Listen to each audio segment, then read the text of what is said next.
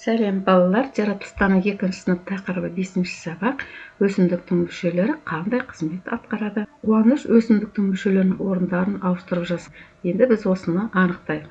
Ең бірінші гүлдер жапырақ деген, жапырақты гүлдеп еткен. Сондықтан мына жерде оң жақтағы және төмендегі суреттерді қарап отырсаңдар, әрбір мүшенің берілгені бар. Мысалы, бірінші тамыр, екінші сабақтары, үшінші жапырағы, төртінші гүлі, соңында жеміс береді екен. Қуаныш өсімдіктің мүшелерінің орындарын ауыстырып жазған. Мұғалімнің тапсырмасы бойынша Қуаныш өсімдіктің мүшелерін жазды. Ол тапсырманы дұрыс орындады ма? Оған өз қателіктерін түзетуге көмектес. Қуаныш дұрыс орындаған жоқ. Ендеше өсімдіктің мүшелері бірінші тамыр. Тамыр бұл топырақ астындағы бөлігі. Су мен минералды заттарды сіңіреді. Яғни топырақ астыңғы бөлігі. Екінші сабақ. Өсімдіктің тірегі, қоректі тарататын бөлігі. Өсімдіктің тірегі ол жаңағы өсу үшін. Келесі жапырақ, ауа тазартатын, күн сәулесін қабылдайтын жасыл бөлігі. Одан кейін гүл, өсімдіктің әдемі көбеюге арналған мүшесі, тұқымдар пайда болады. Соңғысы тұқымды қорғайтын және тарататын гүлден пайда болатын бөлігі екен. Екінші сыныптағы өсімдікті қара, олардың мүшелерін ата, осы өсімдік мүшелерін салыстыр. Олардың арасында қандай ұқсастық пен айырмашылықтар бар? Балалар өздерінің сыныптағы өсірген гүлдерді салыстырыңдар. Олардың тамырын, сабағын, жапырағын, гүлін болса, осыны көрсетіңдер. Енді қандай айырмашылықтар бар? Тамыр, сабақ, жапырақ тіршілікті қамтамасыз етеді, көбеюге тікелей әсер етеді. Гүл, жеміс, тұқым көбейіп, жаңа ұрпақ таратуға арналған. Ал ұқсастығы барлық өсімдіктің тіршілігін сақтауға және ұрпақ қалдыруға қатысады екен. Бір-бірімен тығыз байланыста, тамыр суды сіңіреді, сабақ жеткізеді, жапырақ фотосинтез жүргізеді, гүл мен жеміс көбеюге қатысады. Үшінші, өсімдіктің мүшелерінің негізгі қызметін зерделе деп тұр. Яғни сұрақтарға жауап береді, сөйлемдерді толықтыр. Ағаштың сабағы дің деп аталады. Ағашқа тамыры топырақтан суды және одан еріген қоректі заттарды сіңіреді. Ағашты жерді мықтау ұстап, жел мен дауылдан құлап қалмауға көмектеседі. Үшінші, қоректі заттар өсімдіктің басқа мүшелерінің өткізгіш ұлпалары арқылы жетеді. Сүйекше тамырда сіңірілген суды жоғары қарай жапырақтар мен басқа мүшелерге тасымалдайды. Төртінші тапсырма. Балалардың диалогын оқы, олардың пікірімен келісесің. Айсұлу айтады: жемістер өсімдікке жануарлардың қоректену үшін ғана қажет дейді. Ал Қуаныш болса, гүлдің орнында жеміс пен тұқым түзіледі. Айсұлудың пікірі жемістер мен өсімдікке жануарлардың қоректену қажет деген пікірі толық дұрыс емес. Себебі жемістің негізгі жануарларды қоректену емес. Дегенмен көптеген жемістер жануарлардың назарын аудару үшін дәмі, түрі, иісі болады. Жемісті жеген соң, оның ішінде тұқымдардан басқа жерге таратады. Қуаныштың пікірі гүлдің орнында жеміс пен тұқым түзеді деген пікір. Бұл өсімдіктің көбеюіне негізгі кезең. Гүл өсімдіктің көбею мүшесі. Неліктен? Айсұлудың пікірі жемістердің жануарлармен өзара әрекеттесуін сипаттайды, бірақ негізгі мақсат емес.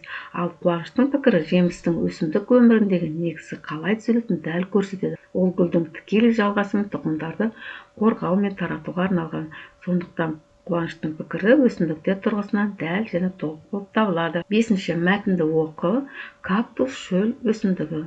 Яғни балалар осы жердегі мәтінді кітаптағын өздерің оқып аласыңдар да. Суреттен кактустың жапырақтарын, сабағы мен тамырын, кактустың әрбір мүшелерінің маңызын ата деп тұр. Кактус бізде шөлді жерде өсетін өсімдік. Тамыры, кейбір кактустың тамыры жер бетіне жақын, ал кейбірінің тамыры тереңге кетеді.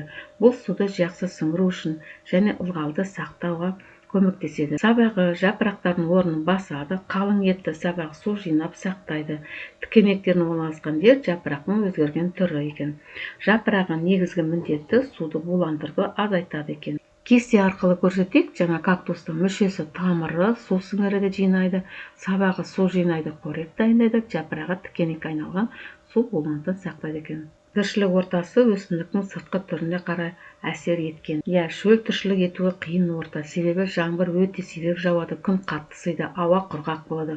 Осындай орта кактустың сыртқы пішіне ерекше әсер еткен. Шөлге бейімделу үшін кактус қандай өзгеріске ұшыраған? Кактус шөлді және құрғақ жерлерде өмір сүру үшін өзінің жапырақтарын тікенекке айналдырған. сабағын су жинайтын ниетті қылған, ал тамырдан суды тез сіңу үшін кеңге жайған. Осы өзгерістердің арқасында ол аптап ыстыққа сусыз ұзақ уақыт шыдай алады. Мінекей мына жерде жапырағы, мынау сабағы, ал тамыры мына екен. Кактустың сыртқы түрінің бейімделуі, яғни мына жерде кесте арқылы балалар өздерің оқып көріп аласыңдар. Қорытындылай келсек, шөлді орта кактустың суды үнемдеуге, күннен қорғануға және ұзақ өмірге арналған ерекше бейімделуін қалыптастырады екен. Сен білесің бе деген жанттар Қазақстанның далалы және шөлді аймақтарында өседі. Өсімдіктің биіктігі 30-дан 100 сантиметрге дейін болады. Тамыры 20 метрге дейін жетеді. Бұл да балалар шөлді жерде өседі екен. Адам мәдениетін өсімдіктердің өсуімен даму үшін оларды күтіп баптайды. Өсімдіктерді уақытылы суғарып, шаңын сүрту маңызды.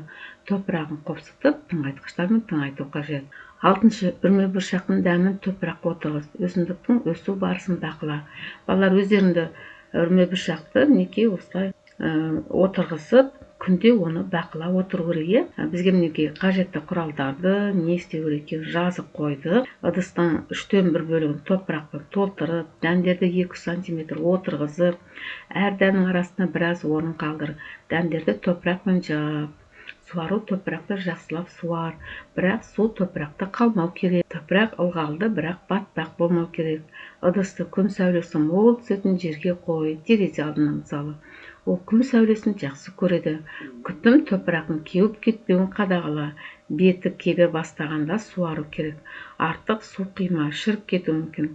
Нәтижесінде дәптерге әр күн сайын немесе 2 күнде бір рет бақылау жүргізіп, келесі ақпаратты жазып отыр. Осындай өзің кесте сызып, немесе дәптеріңе осындай кесте сызасында, үрме бұршақтың бірінші, нешінші күндерде екенін, бір айдың ішінде қандай болатынын бақылауға болады екен. Қосымша кеңестер. Әрбір маңызды өзгерісті суретке түсіріп, күнделікті жапсырып, немесе мерзім белгілеп сақтап отыр. Бұл өсу барысын визуалды түрде көрсетуге көмектеседі. Енді кейде өзің ойлайсың ғой, неге өсімдік осылай өсіп жатыр, оған не әсер етеді, неге кейбір дәндер өнбеді деген сұрақтар қой. Бұл тәжірибе саған өсімдіктің қалай өсетінін және қоршаған оларға қалай әсер ететінін түсінуге көмектеседі. Яғни өзіңді тексер деген сұраққа, жапырақ қандай қызмет атқарады, өсімдіктің қай бөлігін жер асты бөлігі деп атайды, мәдени өсімдікті өсіру үшін кезінде топырақты күту неліктен маңызды деген бүгінгі өткен тақырып бойынша өзіңді тексер деген тағы да осы сұрақтарға жауап бер. Сабақ аяқталды.